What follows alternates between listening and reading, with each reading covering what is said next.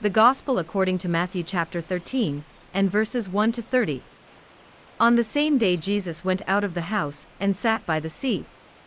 And great multitudes were gathered together to him, so that he got into a boat and sat, and the whole multitude stood on the shore.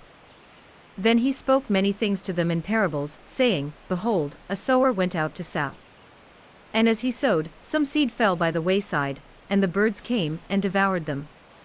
Some fell on stony places, where they did not have much earth, and they immediately sprang up because they had no depth of earth.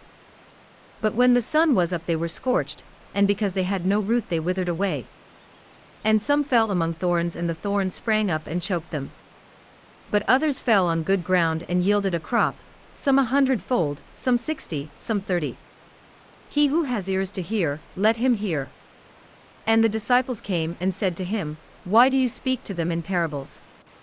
He answered and said to them, Because it has been given to you to know the mysteries of the kingdom of heaven, but to them it has not been given.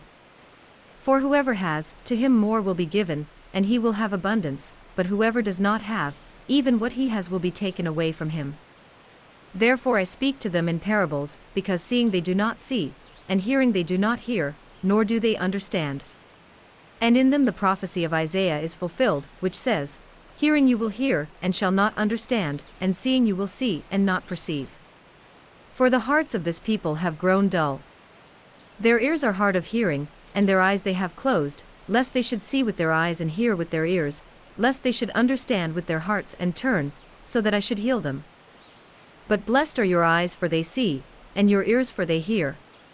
For assuredly, I say to you that many prophets and righteous men desired to see what you see, and did not see it, and to hear what you hear, and did not hear it.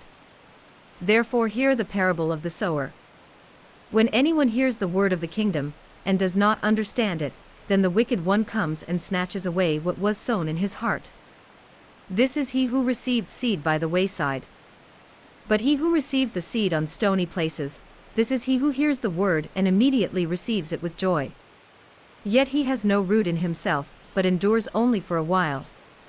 For when tribulation or persecution arises because of the word, immediately he stumbles.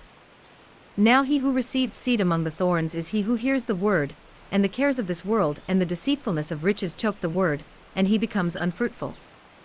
But he who received seed on the good ground is he who hears the word and understands it, who indeed bears fruit and produces, some 100-fold, some 60, some 30. Another parable he put forth to them, saying, The kingdom of heaven is like a man who sowed good seed in his field. But while men slept, his enemy came, and sowed tares among the wheat, and went his way. But when the grain had sprouted and produced a crop, the tares also appeared. So the servants of the owner came, and said to him, Sir, did you not sow good seed in your field? How then does it have tares?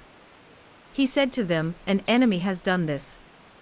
The servants said to him, Do you want us then to go and gather them up?